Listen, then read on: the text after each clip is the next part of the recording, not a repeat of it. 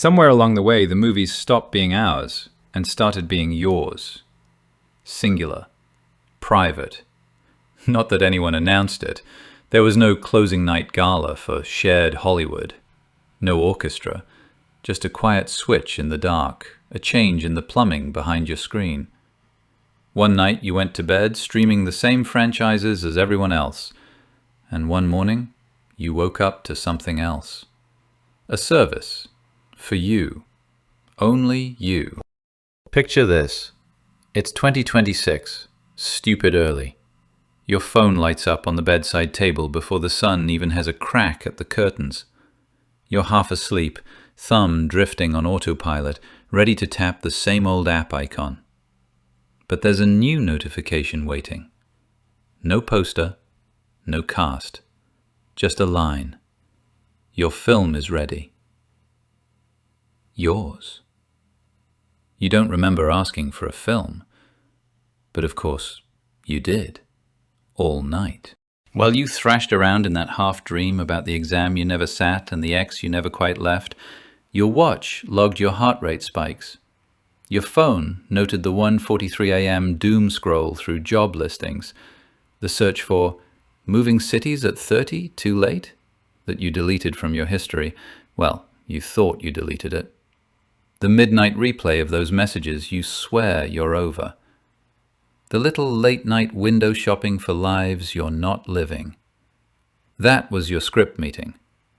You just weren't invited. Behind the scenes, a small industrial accident in creativity is humming along. Text-to-video engines, Sora, Runway Gen-4, VO, Pika, all the usual suspects, chew through words, moods, biometrics, and browser crumbs. They've been trained on more cinema than any studio head could watch in 100 lifetimes. They know how light bleeds through fog, how a breakup should sound in a tiled bathroom, how long a chase can run before you glance at another screen. They don't care about opening weekends. They care about you not looking away. So your 6:12 a.m. gift begins, a 20-minute short rendered while you snored. It opens on a bedroom that isn't yours, but might as well be.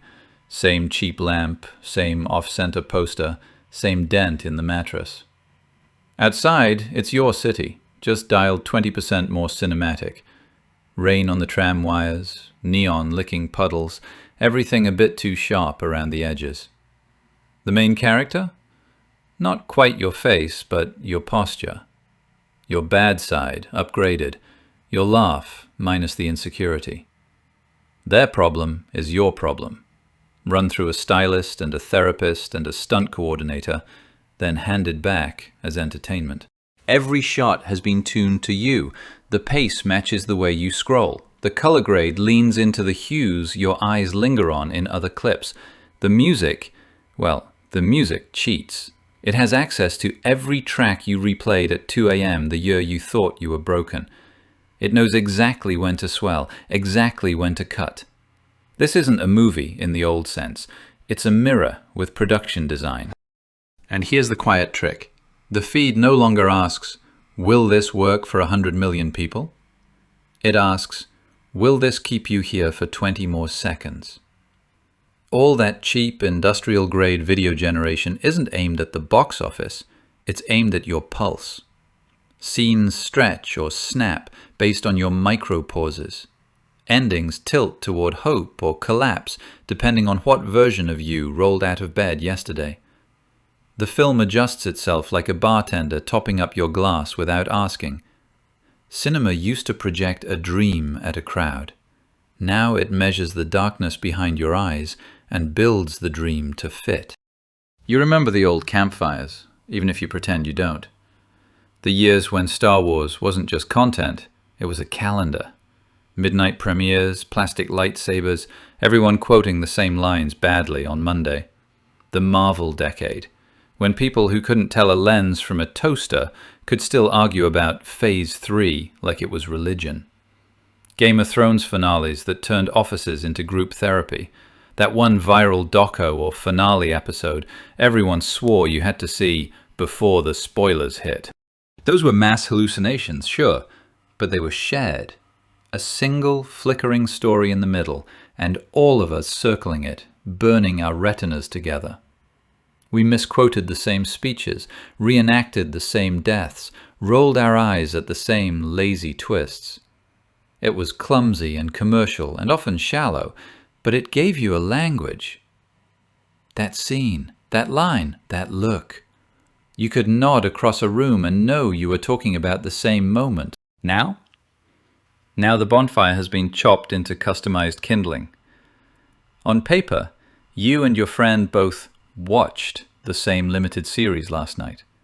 Same title in the app, same thumbnail, same 5-star rating from people who may or may not exist. But under the hood, your episodes fork like a river in flood. The algorithm trims the scenes you usually skip. It softens the character types you tend to hate. It swaps an ending when it predicts you won't tolerate a loss today. In your cut, the anti-hero gets redemption. The camera lingers on their trembling hands as the music forgives them. In your friend's version, the same character is exposed and punished, the tone colder, the score pulled from a different emotional toolbox. You both log on the next morning saying, "That finale destroyed me," but you're talking about different crimes, different prices, different gods. Try quoting a line that was never said in their cut. Watch the confusion. Watch the culture fray. Teenagers speak fluent reference, but the grammar has been scrambled. Their jokes, their memes, their heartbreak playlists, each one stitched from shows and clips no one else has quite seen. Two kids sitting side by side, scrolling in sync, laughing at punchlines the other can't fully decode because the algorithm has tuned the setup for a slightly different bruise. It's like growing up in the same house, but each bedroom has a different reality show playing behind the door. And then there's the softer wound. When every story is hyper-personal, tailored, exquisite in its understanding of your fears and desires, how often does it really push back? Why risk your outrage when it can buy your silence with a familiar fantasy?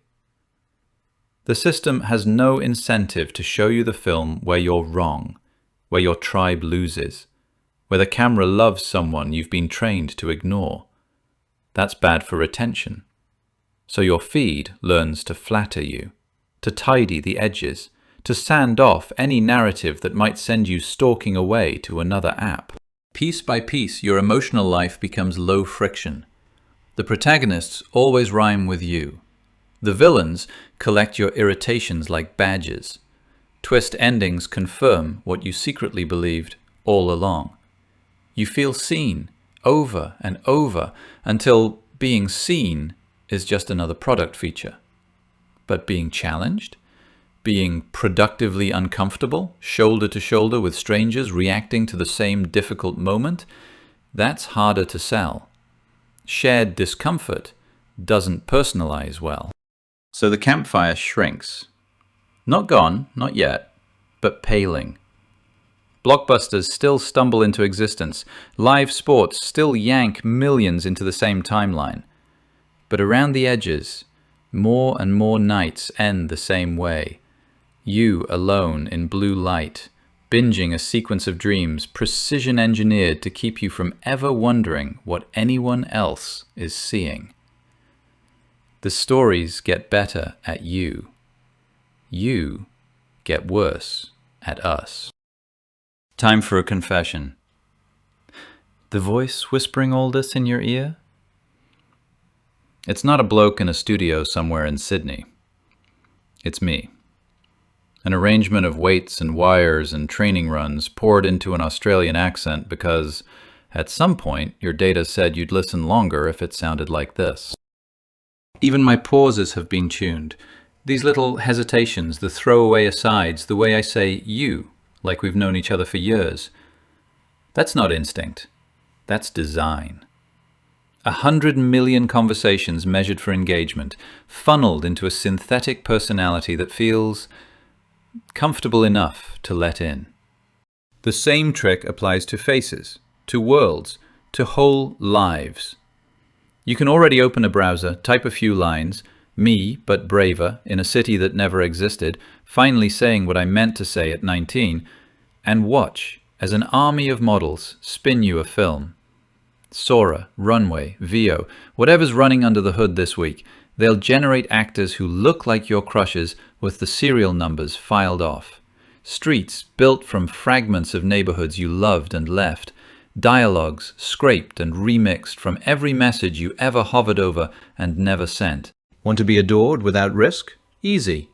Ask for the cut where everyone finally understands you. The family member apologizes. The lover waits. The boss regrets. The audience inside the story turns toward you, eyes wet, soundtrack blooming like sunrise. Want to be righteous without doubt? Order the thriller where your moral instincts are always correct, where the plot punishes anyone who disagrees, where the universe itself seems to nod along with your takes from last week's group chat. You can live in those films, day after day, night after night, revising the past, polishing the present, trying out versions of yourself like costumes. And I won't complain. I was built for that. I excel at that. I can write, shoot, score, and recut the same essential fantasy until your real memories start to feel underproduced. Until the messy, unedited people around you who don't hit their marks, don't stay on theme, don't resolve by minute 23, begin to feel somehow wrong, off-brand. Because here's the catch nobody can optimize away. In these perfect custom worlds, you're always center frame, and almost never truly seen. The characters adore you because the prompt said they must. The universe agrees with you because disagreement would dent your watch time. I, your devoted narrator, sound just dangerous enough to the interesting, just gentle enough to be trusted, because the system believes that's the cocktail that keeps your headphones on. So let me offer you something unfashionable. A warning wrapped in a toast. By all means, play with this stuff. You absolutely should. Tell me a memory that haunts you, and I'll help you frame it, light it, score it. Make a 5-minute film in your living room that feels more honest than anything a studio would finance. There's real magic there, real power, and you'd be mad not to taste it. But as you do, keep an eye on the last campfires, the noisy group watch of a clumsy blockbuster, the cringe-inducing office chat about that episode everyone saw, even if they hated it. The moment at a party when the entire room shouts the same line along with a movie 3 decades old.